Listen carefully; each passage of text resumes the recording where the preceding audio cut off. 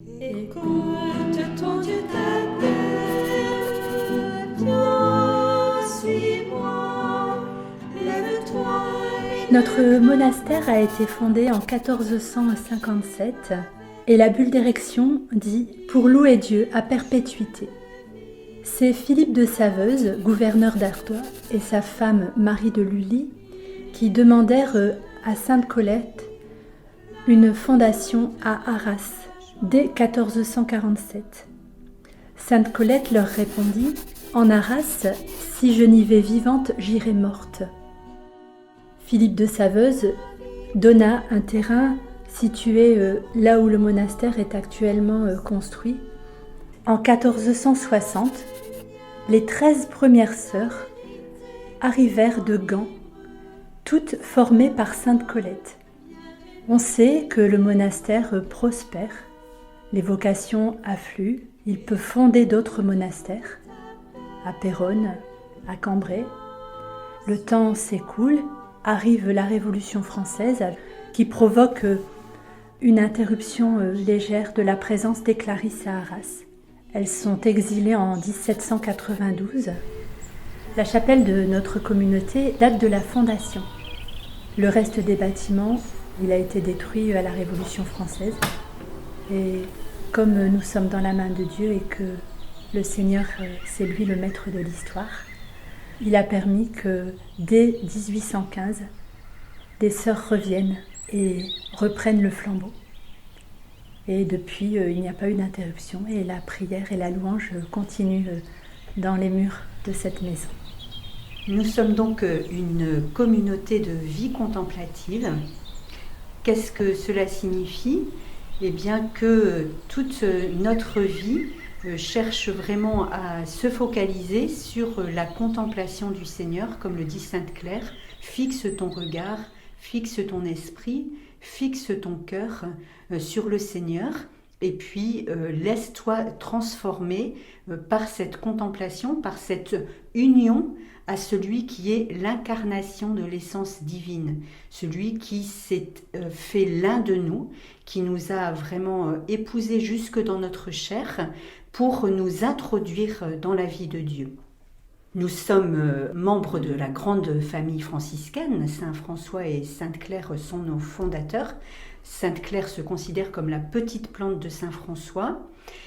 Ce que c'est qu'une Clarisse, c'est tout simplement une femme qui cherche à vivre à fond la grâce de son baptême. Saint François nous identifie à la Vierge Marie. Il parle de Marie avec les mêmes termes qu'il parle de nous, en disant, eh bien voilà, par inspiration divine, sous l'action de l'Esprit Saint, vous avez voulu devenir fille et servante du Roi Très-Haut, le souverain Père Céleste. Vous vous êtes donnée comme épouse à l'Esprit Saint en choisissant de vivre selon la perfection du Saint-Évangile. Donc notre forme de vie, c'est l'Évangile. Nous recevons du Père notre vie, notre vocation. Nous recevons aussi de lui tout ce dont nous avons besoin au quotidien pour vivre. Comme Jésus l'a promis, cherchez d'abord le royaume et tout le reste vous sera donné par surcroît. Nous vivons essentiellement des dons pour subvenir à nos besoins. Nous sommes aussi donc invités à vivre comme épouses de l'Esprit Saint, à être dociles à ses inspirations, à le laisser conduire et façonner nos existences, à la fois personnelles et communautaires.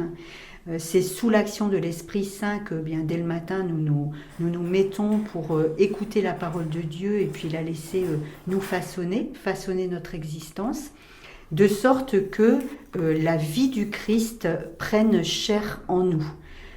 Comme le dit Saint François, nous enfantons, tous les fidèles du Christ enfantent le Christ, le mettent au monde dès lors qu'ils mettent en pratique la parole de Dieu. Il ne s'agit pas seulement de l'écouter, mais il s'agit aussi de la laisser informer, transformer nos existences pour que au quotidien, nos vies deviennent de plus en plus la vie même du Fils de Dieu. Et c'est pour cela que Sainte Claire dit à ses sœurs eh bien, qu'elles sont miroirs les unes pour les autres. De fait, en contemplant nos sœurs, les sœurs que nous côtoyons tout au long d'une journée et puis tout au long de notre vie aussi, puisque nous sommes en quelque sorte en alliance les unes avec les autres, eh bien nous contemplons aussi le visage de Jésus à travers les sœurs avec lesquelles nous vivons, les sœurs qui nous sont données, qui sont, comme le disent François et Claire, un don de Dieu. Sans ombre ni trouble au visage, qui regarde vers lui resplendira. Une journée au monastère. Le réveil sonne vers 5h30. Chacune se lève, prend le temps de prier. Un temps d'oraison personnelle, un temps de lecture de la parole de Dieu. Puis à 7h45, la cloche sonne et nous rassemble toutes à la chapelle pour l'office des laudes.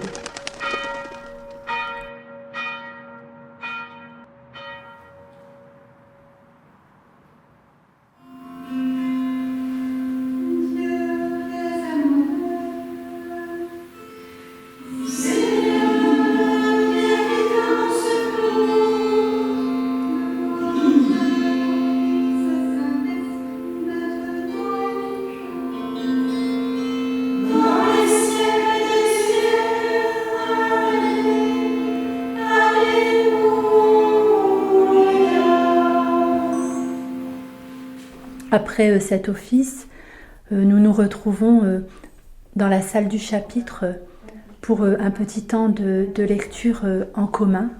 Nous recevons ainsi la même nourriture pour la journée. Puis commence le travail. Alors le travail dans la communauté, il s'agit d'abord de l'entretien du monastère, le ménage, la cuisine, le repassage, le soin des sœurs aînées, le jardin.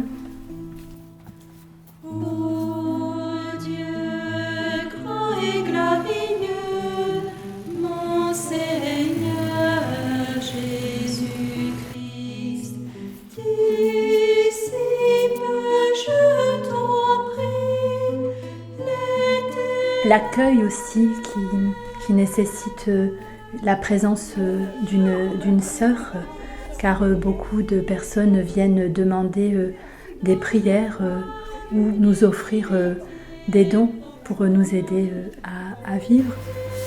Marielle regarde un peu le magnifique plateau de tomates qu'ils nous ont apporté. Super. Je te les mets au frais. Merci. Ensuite, à midi, nous nous retrouvons au chœur pour l'office du milieu du jour, suivi du repas au réfectoire. Évangile de Jésus-Christ selon saint Luc. Celui-ci est mon fils, celui que j'ai choisi. Écoutez-le.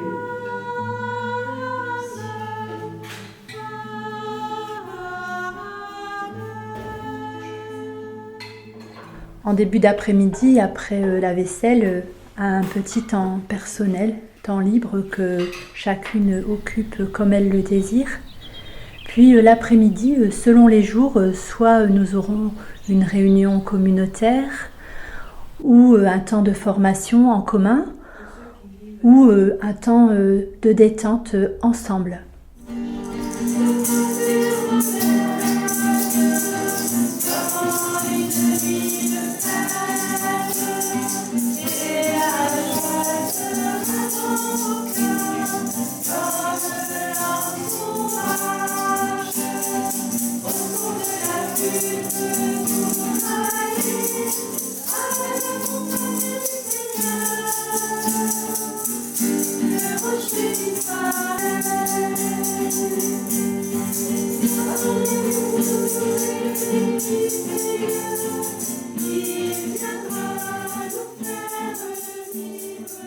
À 16h30, la cloche sonne et nous rassemble toutes de nouveau à la chapelle pour l'office des vêpres qui sera suivi d'une heure d'adoration.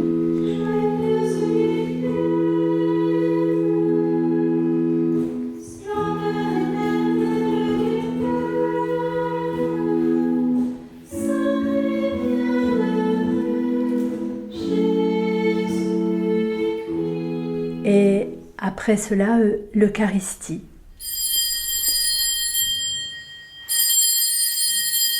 Enfin, après la messe, après une légère collation, nous nous retrouvons pour le dernier office des complis, que nous prolongeons par l'office des vigiles. Donc nous veillons dans la prière, dans la nuit, avant d'aller prendre le repos du corps.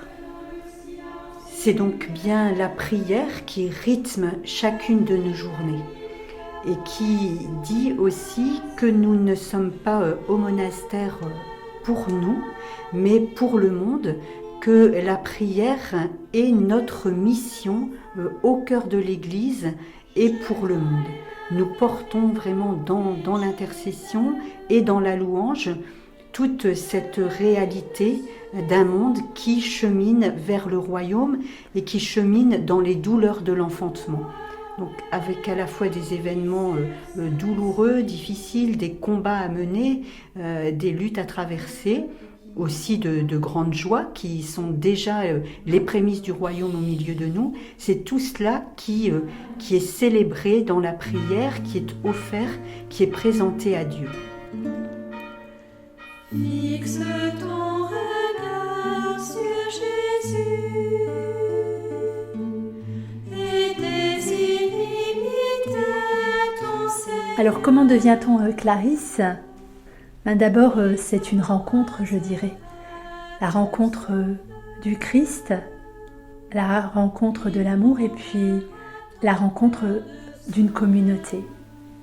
Pour ma part, j'ai connu la communauté d'abord par une journée de désert. Je portais le désir de la prière et un ami m'avait conseillé de venir au monastère pour la journée. Et comme le Saint-Esprit a de la suite dans les idées, il m'y a ramené à plusieurs reprises et puis notamment pendant l'été, pour une semaine, la communauté organisait un camp chantier prière et j'y suis venue. Et au terme de cette semaine, après avoir partagé le travail, la prière de la communauté, je me suis dit mais c'est ça que je veux vivre. Donc ça m'a pris un peu de temps pour discerner si c'était vraiment là que le Seigneur m'appelait. Ça m'a pris, je dirais, 1 an et demi, 2 ans. Et puis, sur ce chemin de discernement, je me suis fait aider par un accompagnateur. 1 fois par mois, on se rencontrait et puis on parlait. Et puis, tout doucement, ça s'est fait. Mon chemin s'est éclairé. Et puis, je me suis dit, ça y est, maintenant, je suis prête. J'y vais. Donc, les étapes, c'est peut-être pas le jour où on entre que tout est fait. Il y a encore des étapes. Après, il y a 1 année de postulat, puis 2 années de noviciat, au terme desquels j'ai pu prononcer mes premiers vœux. Et après 3 années de vœux temporaires, j'ai demandé à la communauté si je pouvais prononcer mes vœux définitifs et faire ma profession solennelle. Donc ça prend un certain temps entre le moment où le désir en nous naît et grandit, et puis le moment où on s'engage pour toujours. Il y a au minimum 6 années, maintenant 9. Donc je pense qu'en autant d'années, on est capable d'avoir posé un choix qui soit pour la vie. Et tout en reconnaissant que ce n'est jamais fini. On a à redire un oui chaque jour, et que le jour de la profession solennelle, c'est un commencement, et c'est une aventure qui commence. Et cette aventure, elle durera toute notre vie. On ne sait pas ce que le Seigneur nous réserve. Et en fait, c'est des surprises. À chaque fois, avec lui, ça ne peut être que beau. Votre vie, c'est l'Évangile. Pour ceux qui sont au